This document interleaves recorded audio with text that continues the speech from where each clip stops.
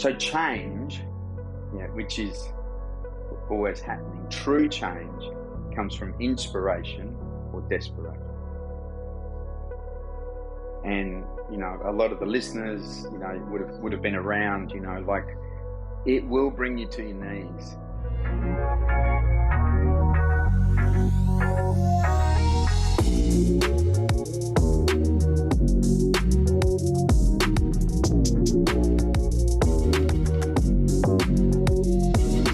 Let's impact some men today. I think we're going to do a great job. What's going on, guys? Welcome to another episode of the Modern Man Podcast, where our vision is to connect men in pursuit of their potential. Tap in as we embrace discomfort, cultivate community, and put wind in each other's sails. Now, before we hop into the episode, I want to make sure that you hit that like button, subscribe to the podcast so that you can check out a new episode each and every single week, and make sure to check out The Noble Knights, where you can take the conversation deeper and connect with a community of like-minded men elevating their capacity for life. Check out that link in the show notes for more. But without any further ado, let's get to today's episode. It is my pleasure to introduce transformational coach, facilitator, and speaker, Bodhi Aldridge on the call. Bodhi, thank you for being on, brother. Yeah, thank you so much, Ted. Excited to be here. Absolutely. And I typically like to start with having the guest introduce themselves in their own words. So I don't have to mess it up with my intro, but we could also get a glimpse into really what led up to the guest being here today. So I would love to give you the floor, give you the microphone. The podcast is yours. Please talk to the people, let them know who you are, what you do, and we can jump into the conversation.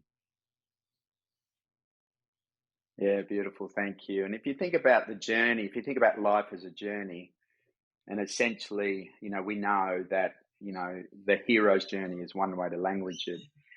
And there are milestones, there are rites of passage, like you're going through a big milestone coming up, becoming a father. Yeah, and a lot of our listeners would have been through that. And, that's been my journey, as a young man becoming a father. My first 20 years, I was an attorney. Yeah, and then I moved into coaching. And essentially have been coaching around the world now for over 20 years. And, the real search for me, and I think the search for men, is true freedom. And that's what I've been searching. And as we know, it comes from the inside out. So in my 20s, I was looking for it outside. And then I realized I had to start doing the inner work, like yourself, like a lot of your listeners, really connect with my true self, my true purpose. Yeah, and then bring that to my marriage, to my parenting, to my business, to my clients, and that's been my thread, all the milestones, and I'm sure we'll touch on those today. Yet, any of the listeners, you're going to go through these rites of passage. You can do it consciously or unconsciously. Yeah, whether it's marriage, fatherhood, your business transition, finding your purpose, and I always got a support. I got a guide. I got a mentor. Yeah, I had a men's group to go through that. Yeah, it's so important to have all that. And I want to first touch on true freedom, because I think we say true freedom, and a lot of the guys listening or watching on YouTube, their ears perk up like, oh, I've been looking for that, right? It resonates with so much of us, but I feel like as though we wouldn't know it if we saw it. So what does true freedom look like?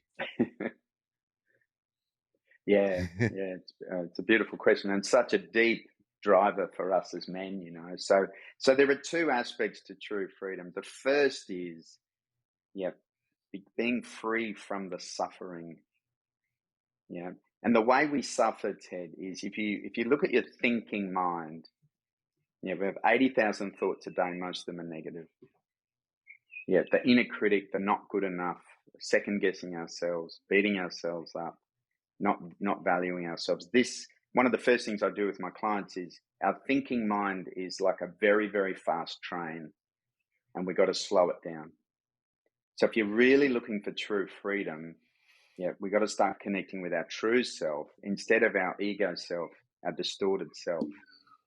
All of the roles and goals we play, through our thinking mind.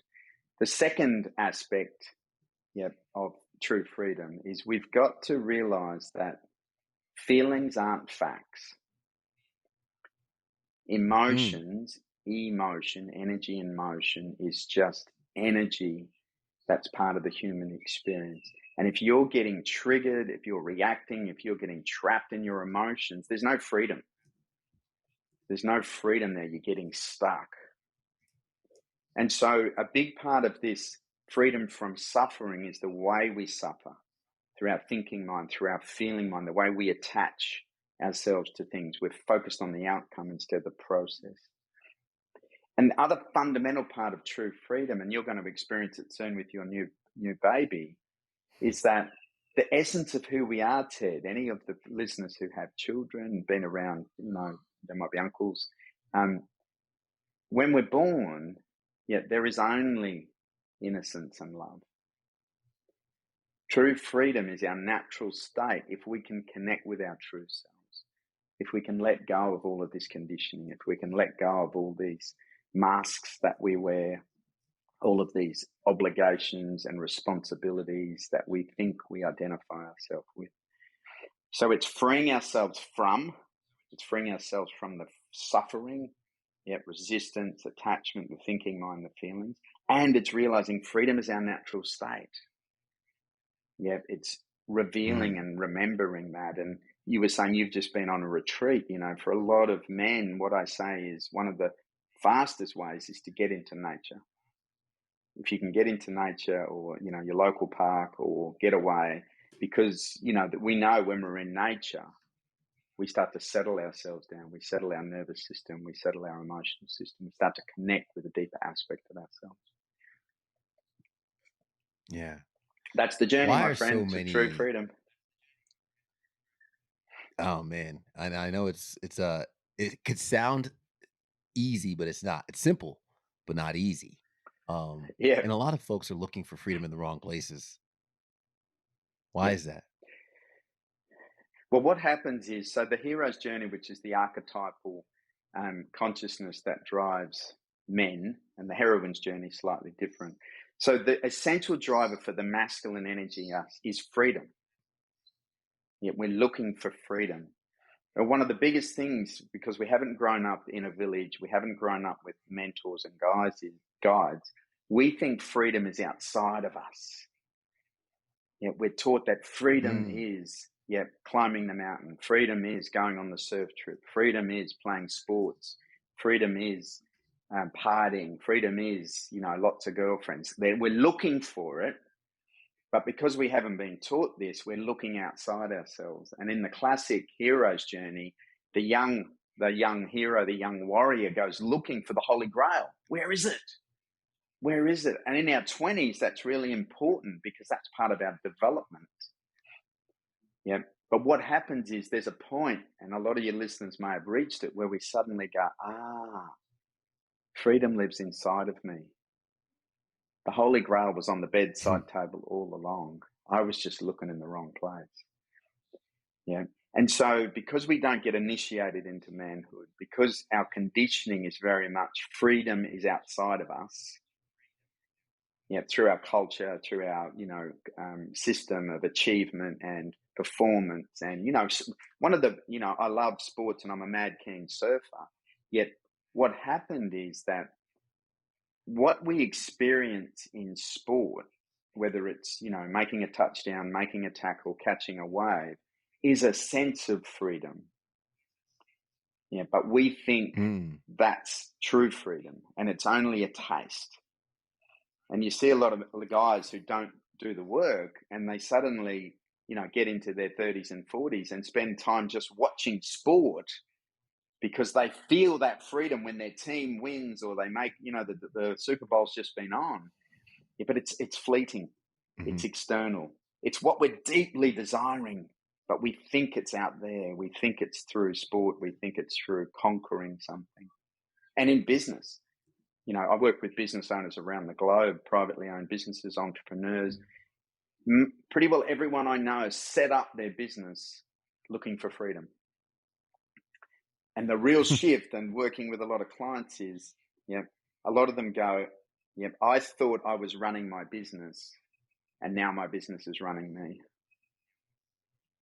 Because again, they don't understand true freedom, and they get caught in that hamster wheel of busyness. Yeah. It reminds me of the quote I once heard where it says most men spend their whole lives fishing, not realizing it's not the fish that they're trying to catch. And we find ourselves in that perpetual chase of, we think we're doing this, but we're not actually doing that. And, maybe our dads took us fishing because of the silence that we were surrounded by, the comfort that we were able to have. For anybody that's listening that could Yeah. hear, okay, maybe I've been doing it all wrong. How do you activate that? How do you encourage someone to maybe take a different approach to their freedom? I might be a business owner that went to scale up to 7 figures, but now I've just built a high paying job for myself. How do you rewire my thinking to lean into the true freedom? Yeah. So change, which is always happening, true change comes from inspiration or desperation. And, a lot of the listeners, would have been around, like it will bring you to your knees. You will burn out your marriage, your children. We have, so many of my clients who've been successful in their career. And so the first thing is, any of the listeners, is just to, see if you can find a little bit of quiet time to connect with yourself, like whether it's in nature, whether it's sitting quietly somewhere at home if you can, because my invitation is to be inspired, to inspire change. And, as you were sharing, Ted, one of the fundamental shifts that I talk about is, it's a very simple framework where, and a lot of the listeners may have heard it, is the way most of us live our life is when I have. So for all the listeners, think about, what are you chasing? And let's say it's the money, which is often the case. Yeah. So when I've got the $30 million, then I'm going to do what I really want to do. Yeah, I'm going to do anything I choose. And then, how are you going to be then, Ted? How are you going to be? Probably the same I So was for before. a lot of people, exactly. A lot of people think, then I'll be happy, then I'll be free, then I'll be peaceful. So it's the have, do, be. When I have the 30 million, I'll do what I really want to do, then I'll be free. Yeah, then I'll be happy. And I know, working with a lot of business owners, they're looking for freedom, but it's like, I've just got to have, whatever, usually the money or the time. Yep, those are the status for some people. So the fundamental flip, to answer your question, and remembering, when you slow down, you realize you always have choice. One of the gifts of our thinking mind, one of the gifts of consciousness is even though it doesn't feel like it, and I know you've made a big shift yourself in the last 12 months, is you always have choice. And if you can flip that equation, instead of the have, do, be, and realize that you get to choose who you're being in each moment. If you want to be peaceful, if you want to be joyful, you want to be happy, you want to be free, like really anchor that as your daily practice, your morning practice. Then do what supports that, and stop doing what doesn't support that. Again, I know for yourself, you've made some changes around your time management. You work with your clients around that, because so many of our listeners are do machines. It's just more do. Yeah. But the key is, it's more be while I do. It's getting into the flow states, the presence, being while I do. It doesn't mean you don't do. We're not just going to sit on the beach and, mañana do nothing. But it's a very different approach. And this is where flow states and presence come in. And if you're being free, the sense of freedom, I'm free of choice. Yep, I'm free in this moment. I'm joyful. I'm happy, doing what supports that. The have will follow. The have's an outcome. It might be $10 million. It might be $100 million. It doesn't essentially matter, because it's an external reward. But true freedom comes from the internal state. Does that make sense? That's so insightful. I think for me, because you mentioned the transformation, right? Um, it started with the vision, which is a good start, and then the chase of the vision, the pursuit of the vision encompassed everything. And I feel as though that is what got in the way of what was true at the time.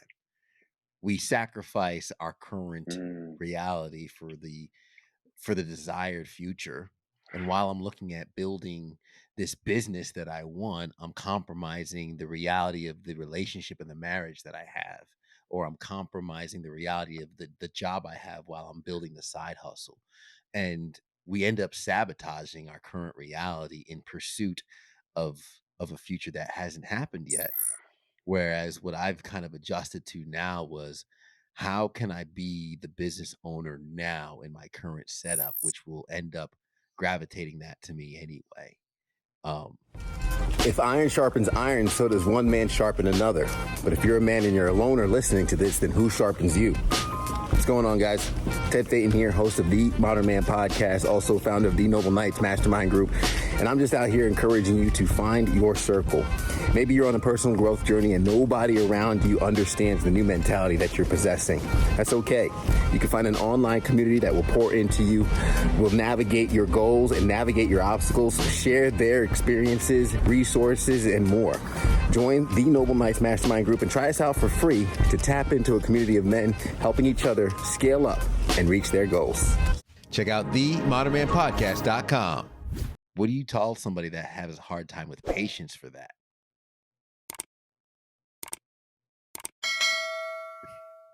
yeah.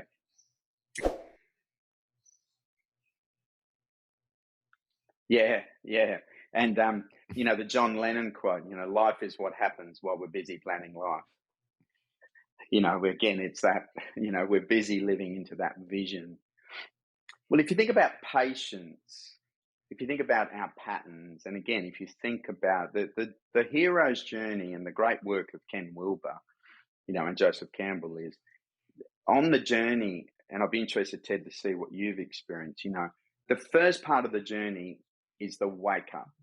Yeah, and this isn't linear, but it's, to your point, inspiration or desperation. That you must have had a point where you essentially woke up to there's something else going on here. There's more. It's just not my ego mind, my pinhead, the conditioning.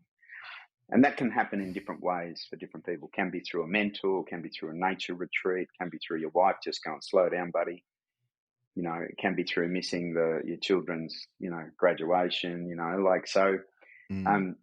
And then again, it's not linear, but one of the big things you have to lean into is the cleanup. You got to clean up some of your shadow. You got to do a bit of inner work. Yeah.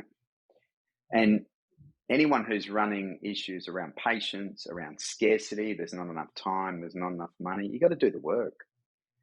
You got to do the work because they're just limited beliefs. In traditional cultures, patience. So in traditional cultures, the skill in martial arts, I do a lot of yoga, Tai Chi, is to withdraw the senses, to get more present with yourself. And you as an athlete, this because if you look at elite athletes, before they make the big play, they come in, they breathe, they get centered, the clutch putt. You can't be in your head and your head bubble. And so anybody who's running patience, you're just in your head and your head bubble. It's just a story from this busy mind. Patience is just an illusion. Presence, is the best antidote to patience, to lack of patience. And you just got to withdraw the senses and get more present. Patience is living in the future. Lack of patience, I don't have time. All of that. Let's it's talk just a about story in your presence, pinhead. because one of the transformations that I experienced with the time management was when it came to time blocking. And my wife one day said, I don't feel as I'm a priority to you.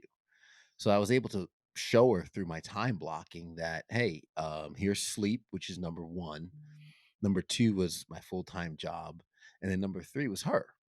And I said, everything I have control over comes after you. Outside of sleep and a full-time job, I spend the most time I have with you.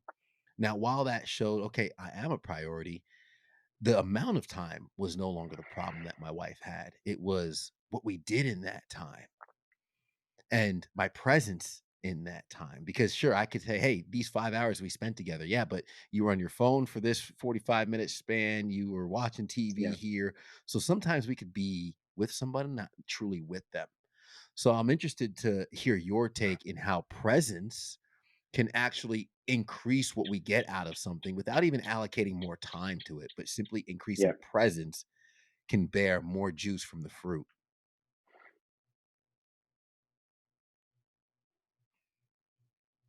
Mm. Yeah. Yeah. Beautiful. And, Mm, presence, for any of the listeners, essentially it's a relaxed state of awareness. Yeah. It's the ability to come in and be present with embodied present with yourself. Yeah. And present to what's around you, present to the relationship around you, the, task around you. And it's practice and cultivation. It's easier than you think. 10 minutes a day with the practices I teach, my clients are suddenly making transformation because they're getting more present. They're withdrawing those senses. And so what happens is when we become more present, and again, any of the listeners, that's why I encourage nature as a great starting tool, because you know for yourself, Ted, have you ever been in nature oh yeah, where I you've have. just It's one of my felt favorite things present about and being in nature. connected with everything around you? Have you had that experience, Ted? Yeah, yeah, yeah, Mhm. exactly. And Nikola Tesla, he put it well, everything is frequency and vibration. Yeah, the whole planet, including us. We're an energetic system, we're an emotional system, an intellectual system. So our energy and vibration, yep, and because our nervous system, yep, we're so wound up through the stimulus, through the phones, through the social media and things, yep, we're not present. That experience you have in nature and the vibration of nature is our natural state.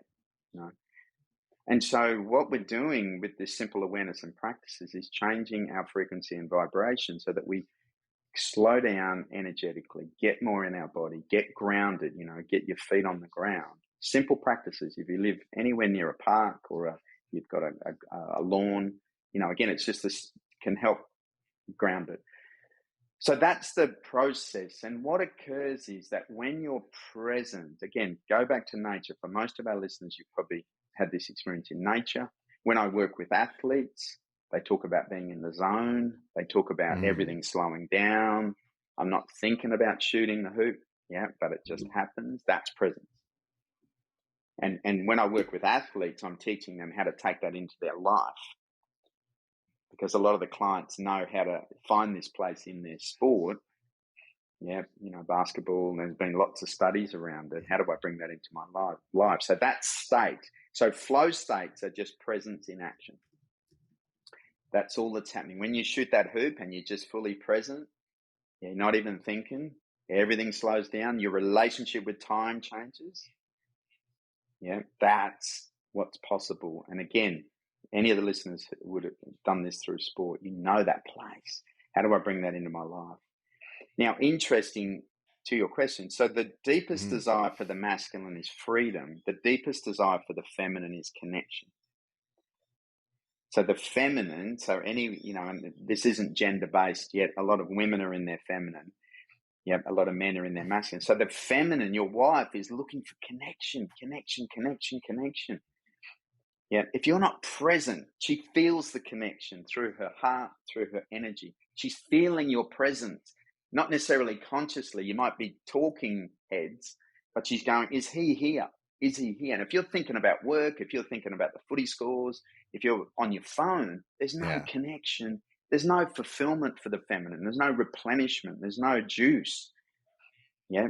And that's what presence, that's their desire, and a man who's present and on purpose and has Oh, passion, 100%. It man, oh actually makes man, me the want to feminine, that's jump the over the juice. next question I was going to ask Yeah. about Makes sense? how the masculine and feminine energies influence the workplace every day. Since we're talking about the masculine and feminine energies and how they interact with each other, I'd be interested to know how that manifests in our everyday lives at the workplace.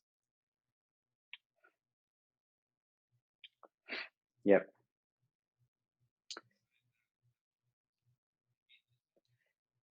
And so the again, just to thin Correct. slice it, we all have masculine and feminine energy in us, and traditional cultures knew this. Grandmother Moon, Mother Earth, Father Sky. The Native Americans, the Hindus. Yet to distill it, again, most women are more in their feminine, most men are more in their masculine. Huge generalization, and we know the conversation around gender fluidity, all of those sorts of things.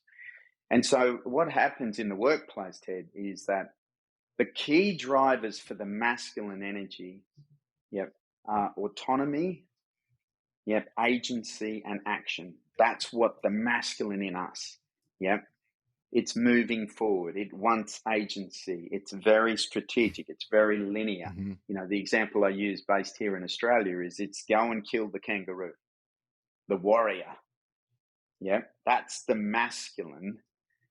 The feminine energy is all about collaboration and connection and community. It's the hunter and the gatherer. And so what happens in the workplace, because often we've got the distorted masculine, the extremes of the hyper masculine, is it's all driven by action. It's all driven by agency. It's all driven by KPIs and targets and forward thinking and what we were saying before about being in the future. So you've got this incredible driving energy, which is all masculine, yet often we forget the connection aspect, the collaboration aspect, the community aspect of the feminine. And it creates incredible tension. Again, not often consciously. When I work with female leaders, often they say, I feel I've got to be more masculine in the workplace. I've got to kind of move into that hyper masculine role. And for a lot of men, it's like, well, if I become more feminine, that's weak. And that's, like all of those stories. And, working with leaders and organizations, if you can cultivate, both of these, if you can really start to cultivate that connection, that collaboration, that community, that culture, and absolutely lean into whatever you're trying to achieve with your business. And if you can do that in yourself, in your teams, and in your organization, that just accelerates it, because you'll attract good staff, you'll keep good staff, you'll be replenished instead of depleted.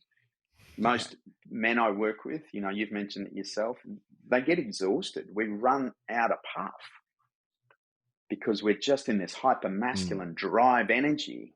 We're not in the flow. Flow replenishes. Drive depletes. Presence nourishes. And you achieve more.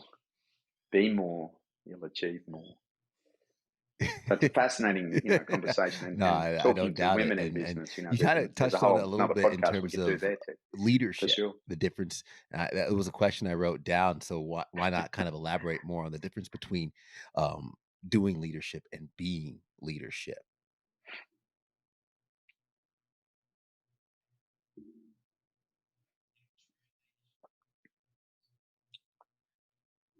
Yeah, beautiful. True leadership comes from the inside out. So my simple definition of leadership is influence. And at some level, we're all leaders. It might be in your family, might be in your community, might be in your sporting team, might be in your business. And there are formal leaders and informal leaders who are always influencing. And so if you're in a formal leadership, or an entrepreneur, business owner in a leadership role, doing leadership, as you say, is all about the action and the KPIs and the external achievements. It's the do and the have. When I do strategic planning with clients, who are doing their vision and things, most of it, going back to that be, do, have, most of it is, what have we got to do to have more? We want to double the turnover. What have we got to do? It's all the do, have, do, have, do, have, do, have. That's doing leadership. And it's, you know, most strategic planning exercises, you know, your clients would have been through, a lot of them probably run them, is when I add the being piece, everyone goes, yeah, that's interesting. Who do I have to be as a leader while I do the stuff I've got to do to get the outcome? And the key with the being, and again, this is the fascinating with the masculine and feminine, is the two keys to effective leadership. Yeah. What every team member wants, what every staff member wants, is connection and direction. That's the key to leadership. Again, anyone read any of the amazing leadership books, any of the incredible leaders, yeah, what they established was the ability, yeah, to connect and direct. Now, what that means is, firstly, you've got to connect with yourself. You can't be just in your pinhead, in your thinking mind, action, action, action. You've got to really get to know yourself, true self.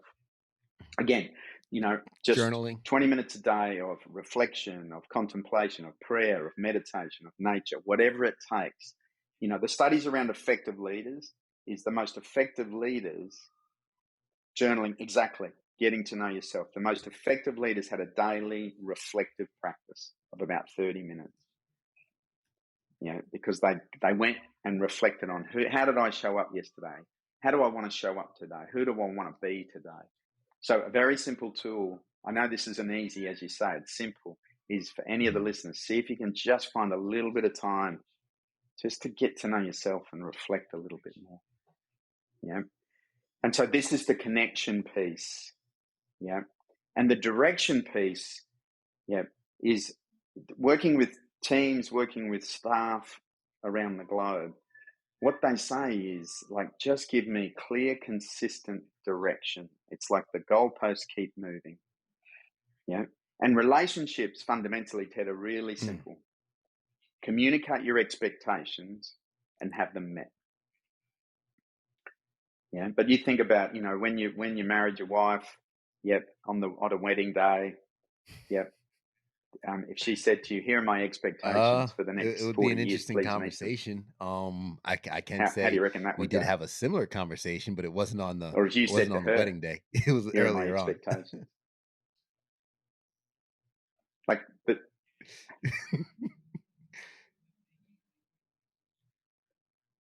yeah, exactly.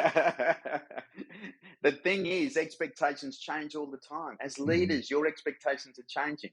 Business is moving. In relationship, in marriage, your expectations are changing. Things are shifting. So you've got to communicate it. You've got to get present and just communicate. You know what? We've got to move here. We've got to shift there. Staff members tell me it's the worst thing. It's in the leader's head what's going on, but they're not communicating it clearly, effectively, consistently. And so if you can be a leader who's connected and gives clear direction, consistent, concise, the leaders I work with who make that shift are just empowering their businesses and their team, attracting good staff, keeping good I want to staff. touch on really quick. There's some of the essence. The distractions that's all around us, because I imagine that impacts our presence, that impacts our able to be the leader that we need to communicate and continue to share our new expectations and directions with those around us. But the distractions that are in our world are abundant, to say the least. How do we navigate and manage that?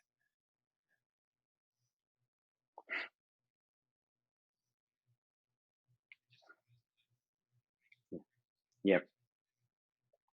Yeah. Yeah. And just to close the loop on connection and direction. So connection is a feminine trait, direction is a masculine trait. Just for any of the listeners, we're cultivating both of those in ourselves. Yep. Just so you can integrate and balance your masculine and feminine traits. Yeah, great. I'm just finishing a 12-week course called From Distraction to Presence. I've got 23 guys from around the globe. It's an online course. We run it for 12 weeks. I take them through the practices. Yeah, because exactly what you're saying. When I work with leaders and often then work with their partners, they're in couples, you know, the main feedback from the women is, can you just get them off the phone? Yeah, it's like, you know, he just comes home, scrolls the phone for an hour to decompress. Yeah, and, you know, I don't feel any connection, any value.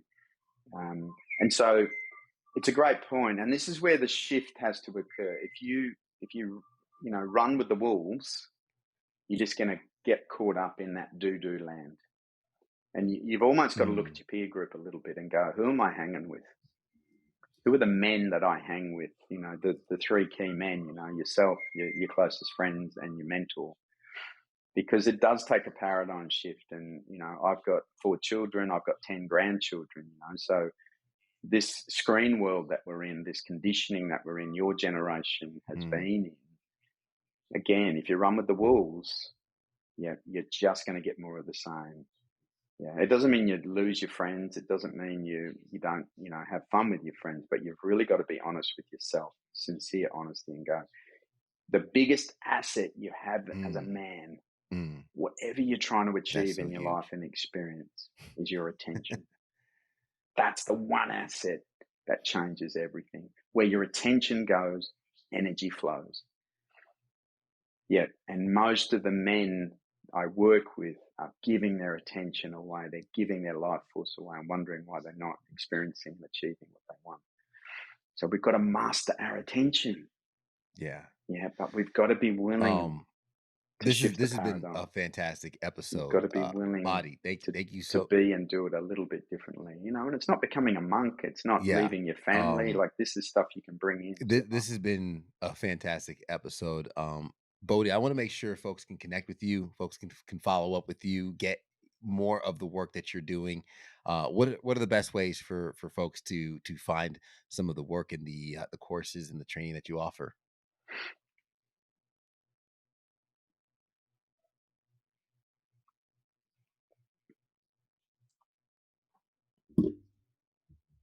Yeah, thank you. So I've got a podcast called True Freedom. It's on all of the podcast outlets. We're giving away a free mini course for the listeners around freedom and flow with some practices. So it's just www.freeminicourse.com. And my website has a whole bunch of information, www.bodhi, B-O-D-H-I, Aldridge, ALDRIDGE.com. And I'm always happy, Ted, any of the listeners, if you feel called to this, if this is resonating with you, then on the website, you can book an alignment call, 20 minutes. Just where are you at? What do you need? Where are you headed as a man? Yeah, because again, that direction as men, I do a lot of work around purpose. Yeah, men need purpose and direction. Yeah, and if you're not clear on your purpose, absolutely. then I'll have those links in the show notes for men to connect and get the resources that they need, because this is truly important, and the work that you're doing is nothing short of amazing. So thank you for offering that to our listeners. Last question is usually the heaviest, so if you need a second to answer it, I understand. But what is something that you've seen or something that has happened to you that shapes the way you view the world as a man?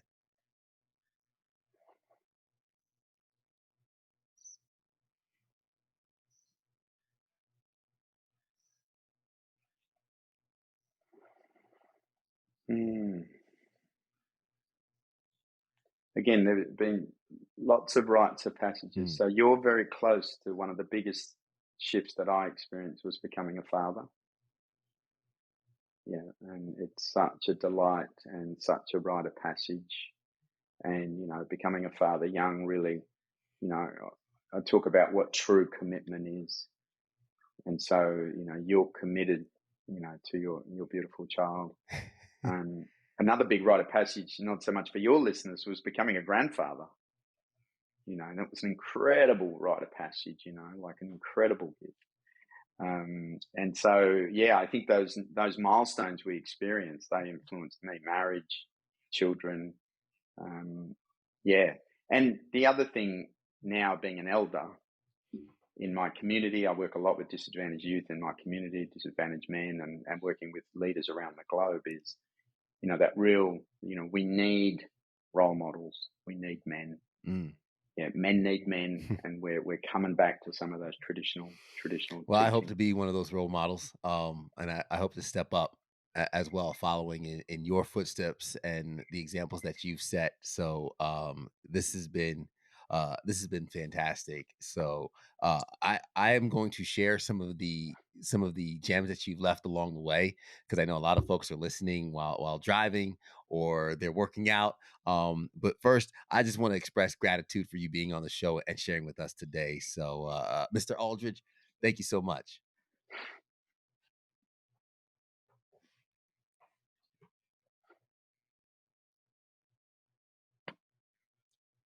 Thank you so much, Ted. I appreciate you and all that you're Absolutely. doing And for the to listeners. help them make the shift, And sharing some of go the well, tidbits everyone. away, Yeah, being make the free shift. from Make the shift. suffering starts with limiting your thinking mind. And then feelings aren't facts, and also emotions, the energy in motion, understanding what they are, not letting them rule our lives. And knowing that when we are born with nothing but innocence and love. And that is the freedom that we look for, to be innocent and love as we get older. We think freedom is outside of us, but it's not. It's within us, and we need to cultivate that. And a great way is by getting back in tune with nature. Sports can give us a taste of that freedom. Why so many of us will gravitate towards the Super Bowl or whatever major sporting event can give us a taste, but it's always fleeting, and we will find ourselves unfulfilled if that's the only well in which we drink from. True change comes from the inspiration or desperation. That's where the true change comes from. And I have so many more notes, but I want to jump right over to have, do, be. You're doing it wrong. It's be, do, have. And you always have a choice. So choose to who you be. And when it comes to leadership, understanding that the masculine looking for autonomy, agency, and action, the feminine looking for collaboration, connection, and community.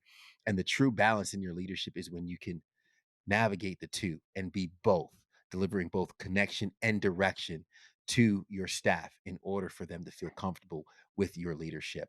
Leadership is influence, and it only takes a daily reflective practice to understand self, to raise your influence of others. And who am I hanging with? Who is your community? Who are you keeping around you? Are you running with the wolves? Are you flying with eagles? Are you walking with lions? Find out who your tribe is and who your community is. And of course, you have two men right here on the podcast who are in the work of helping others move forward. So thank you guys for making it to the end. It means so much. I'm going to ask that you hit that like button, hit that subscribe button, and also share this with someone you know can get value from it.